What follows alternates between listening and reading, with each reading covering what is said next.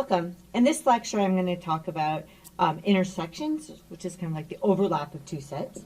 So let's kind of look, or it could be more than two, but we're just going to talk about two in a moment. So again, we kind of have this setup where we have these two sets. So we have a set A and a set B. So A and B are sets. So A and B are going to be sets, and then we're going to kind of have this favorite example in mind for more than one lecture here. So this is kind of our favorite example to look at, where we're going to have, so A is going to equal 1, 2, 3, or the set containing 1 and 2 and 3. And then B is going to be the set that contains 3 and 4 and 5. So each of these is a 3-element set. And then kind of in the image, so what is kind of the image of what we have here, is that we have, so you can imagine a line, and we have 1, 2, 3, 4, and 5, and then I write here, so A contains 1 and 2 and 3, so I make dots at 1 and 2 and 3, and I kind of do this one above, and then I do the other set, which is B below. So B contains 3 and 4 and 5, so I put dots for 3 and 4 and 5. Okay, so what is the intersection of these? So notationally, so A intersect B. When I write like this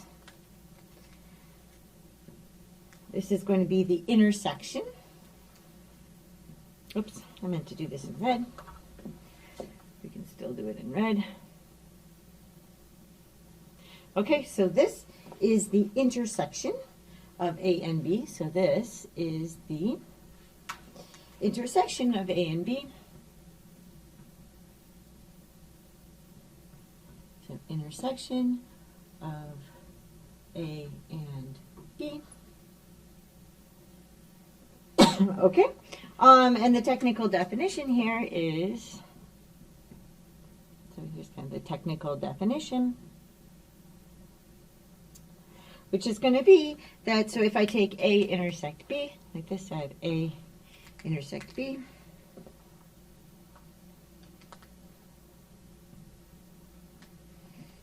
This is going to be a particular set, so what set is it? It's going to be defined to equal, so I put this, it's like I put a colon with my equals, means it's defined to equal the set of all x, satisfying that we have that x is in A, and we also have that x is in B. So x is in A, and we also have that x is in B. Okay, so it has to satisfy both of those things. Okay, another way to kind of look at this, so some people would say this is the overlap of them. So it's the, people would say overlap of A and B. So of this set A and the set B, we're kind of looking at where they overlap each other. With one of the ways that people often picture this is with the Venn diagram. So if I have A here, and then I have B here. Oops, B is orange. We have B here.